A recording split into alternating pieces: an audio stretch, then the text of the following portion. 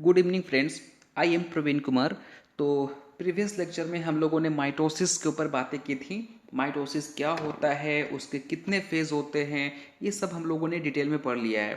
ठीक है, I hope so आप सब लोगों को काफ़ी इजी वे में क्लियर हो चुका होगा, कहीं पे कोई डाउट नहीं होगा, क्योंकि मैंने बहुत ही ईमानदारी से और बहुत ही इजी वे में आपको समझाने का प्रयास किया है। ठीक है, तो फिर भी अगर कोई डाउट है तो आप मुझे कमेंट बॉक्स में पूछ सकते हो, क्योंकि बहुत ही इम्पोर्टेंट टॉपिक है। आपके इंट्रोडक्टरी बायोलॉजी के अंदर भी इसको पढ़ना है आपको। इनफैक्ट जब हम लोग पढ़ेंगे ना फंडामेंटल ऑफ जेनेटिक्स, तो उसमें आपको पूरा का पूरा यही काम आने वाला है। इनफैक्ट आपको मेंडल के बारे में पढ़ाया जाएगा, फिर उसके बाद हम लोग क्रोमोजोम के ऊपर एंटर करेंगे। क्रोमोजोम अपने आप में एक बहुत ही बड़ा टॉपिक है, तो उसको हम लोग को डिटेल में पढ़ना है।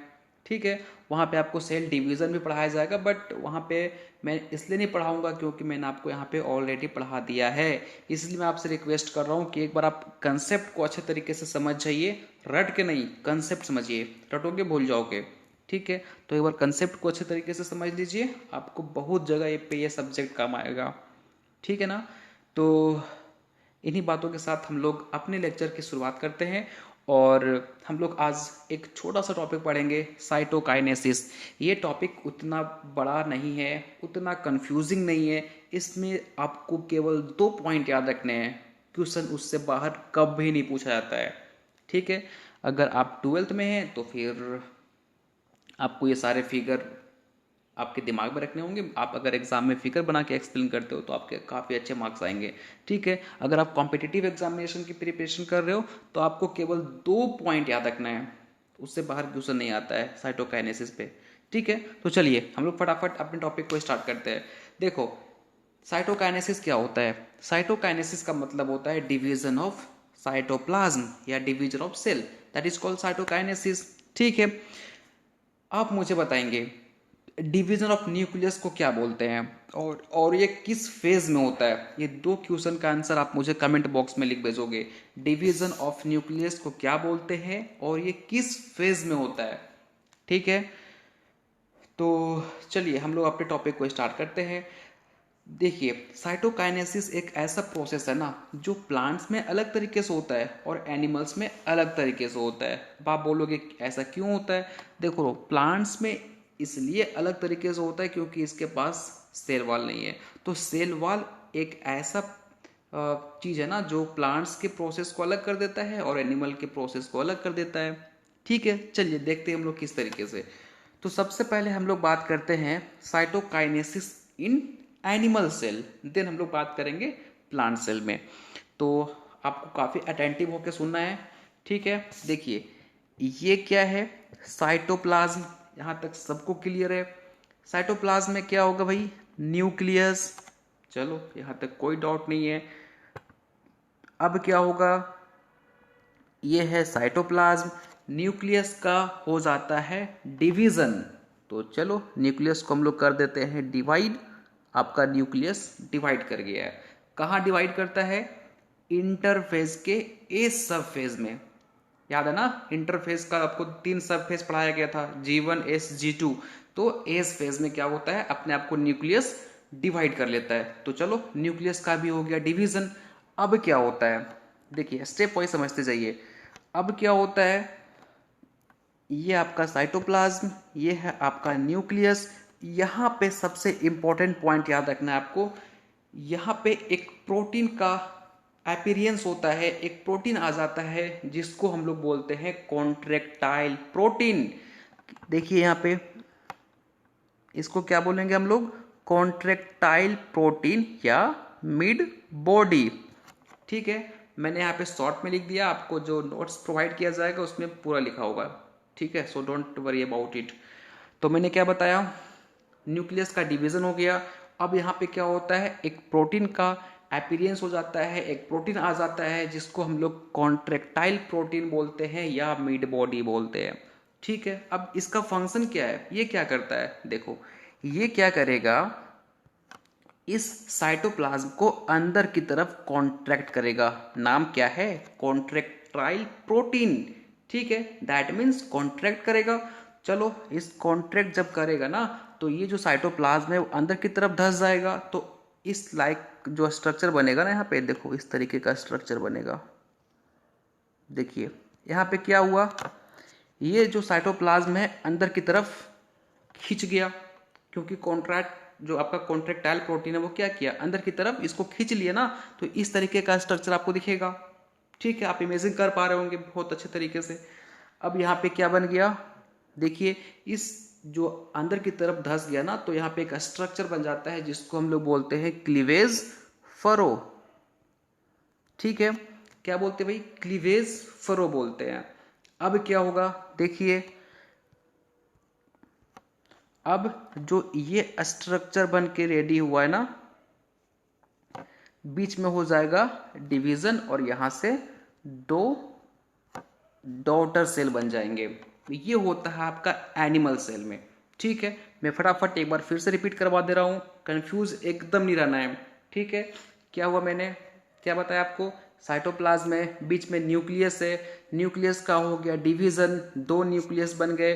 अब क्या हुआ, बीच में प्रेजेंट हुआ क्या, कॉन्ट्रैक्टाइल प्रोटीन या मिड बॉडी, ये क्या करेगा, साइटोप्लाज्म को अंदर की तरफ कॉन्ट्रैक्ट करेगा। जब ये साइटोप्लाज्म को अंदर की तरफ कॉन्ट्रैक्ट करेगा तो एक स्ट्रक्चर बन जाता है जिसको हम लोग क्लीवेज फरो बोलते हैं। ठीक है, अब क्या हुआ, बीच में हो गया इसका डिवीजन और यहाँ से दो डॉटर सेल बन गए। ये होता है आपका साइटोकाइनेसिस इन एनिमल सेल। मजे की बात, यहाँ पे एक क्वेश्चन और पूछा जाता है, क्या पूछा जाता है, ये जो साइटोकाइनेसिस इन एनिमल सेल होता है ना, उसका ऑर्डर क्या होता है। ऑर्डर देखो क्या इसका मतलब है, ये देखिए ये आपका जो साइटोप्लाज्म है वो किधर की तरफ मूव किया है, टुवार्ड्स न्यूक्लियस। ठीक है, या देखो ना, ये आपको इमेजिन कर लो, ये सेंटर है, ये सेंटर है, तो सेंटर की तरफ मूव किया। दैट मीन्स कि साइटोकाइनेसिस इन एनिमल सेल का जो ऑर्डर होता है वो सेंट्रीपिटल होता है। सेंट्रीपिटल का मतलब आपने फिजिक्स में पढ़ा होगा, सेंट्रीपिटल सेंटर लविंग।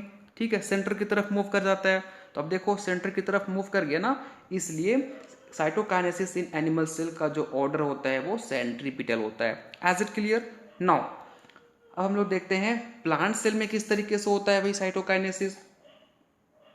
बहुत इंपॉर्टेंट है, क्योंकि आप एग्रीकल्चर का स्टूडेंट हो तो आपके लिए काफी इंपॉर्टेंट रहता है। देखिए ये क्या है, बोलिए, सेल वाल, अंदर क्या होगा, सेल मेम्ब्रेन, यहां पे क्या है, न्यूक्लियस। चलिए कोई डाउट नहीं यहां तक। अब क्या होगा, इस न्यूक्लियस का होगा डिवीजन, दो न्यूक्लियाई बन जाएंगे। ठीक है, दो न्यूक्लियस बन गए, कोई डाउट नहीं ना।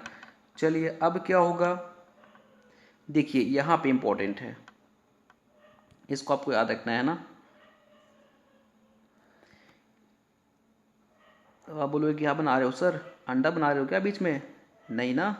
देखो इसको हम लोग बोलते हैं फ्रेगमोप्लास्ट। क्या बोलते हैं इसको भाई, फ्रेगमोप्लास्ट। ठीक है, बीच में यहाँ पे क्या आ गया, फ्रेगमोप्लास्ट। क्यों आ गया, तो अरे भाई चारों साइड से आपका सेल वाल है ना, तो एक कॉन्ट्रैक्ट थोड़ा ना कर सकता है, तो बीच में यहाँ पे अपीयर हो जाता है आपका फ्रेगमोप्लास्ट। तो फ्रेगमोप्लास्ट आपको याद रखना है, ये आपका आता है प्लांट सेल में। और दूसरा क्वेश्चन जो पूछा जाता है फ्रेगमोप्लास्ट के ऊपर, ये जो फ्रेगमोप्लास्ट है ना वो किसका फ्रेगमेंट होता है, गोल्जी बॉडी का और एंडोप्लाज्मिक रेटिकुलम का। ये जो आपका फ्रेगमोप्लास्ट है वो Golgi body and endoplasmic reticulum का फ्रेगमेंट होता है। जब गोल्जी बॉडी ब्रेक करेगा, जब एंडोप्लाज्मिक रेटिकुलम ब्रेक करेगा, तो ये फ्रेगमोप्लास्ट का फॉर्मेशन होता है। ठीक, क्लियर होता है यहाँ तक। अब देखिए अब क्या होगा आगे, देखते हैं हम लोग,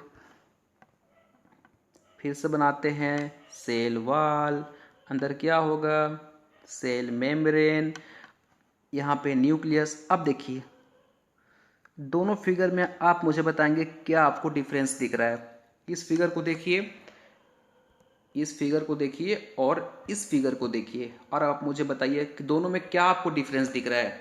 वेरी गुड, आप बोलेंगे सर यहाँ पे देखिए ना बीच में लेयर है, बट यहाँ पे लेयर अब्सेंट है। देखिए यहाँ पे लेयर क्या हो गया, अब्सेंट हो गया।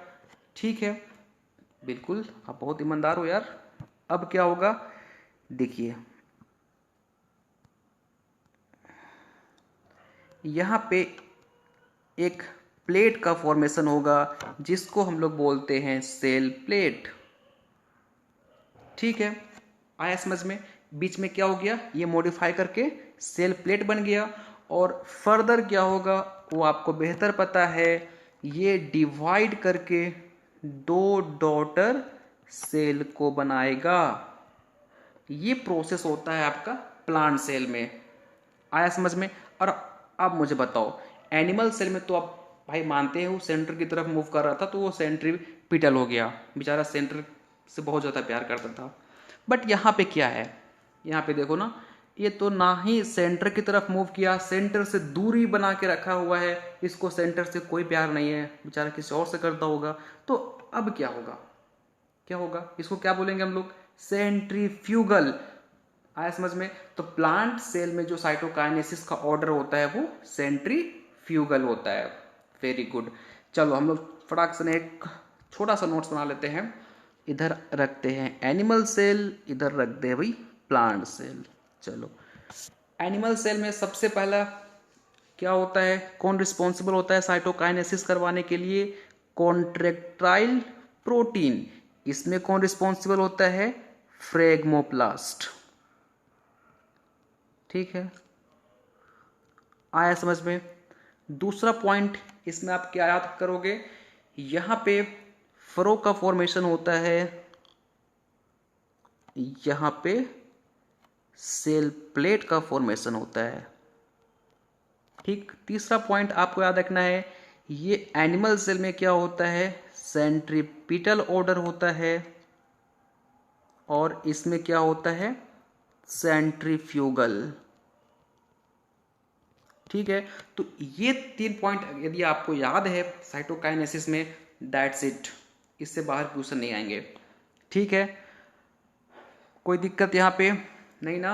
आई थिंक आपको सारे प्रॉब्लम्स क्लियर हो गए होंगे, आपको बहुत अच्छे तरीके से समझ में आ गया होगा साइटोकाइनेसिस प्लांट्स में किस तरीके से होता है, एनिमल्स में किस तरीके से होता है। ठीक है, कोई दिक्कत?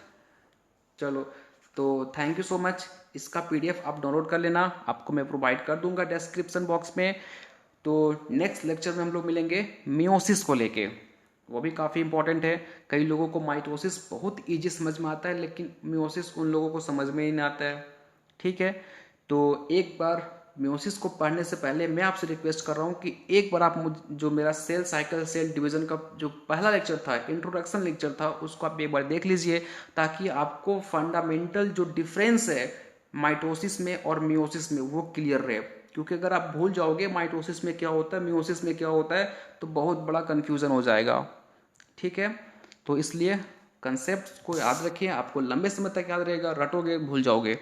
ठीक है, तो इन्हीं बातों के साथ हम लोग अगले लेक्चर में मिलेंगे। Thank you so much and bye bye और हैप्पी दिवाली। ठीक है, मस्ती कीजिए, मज़े कीजिए।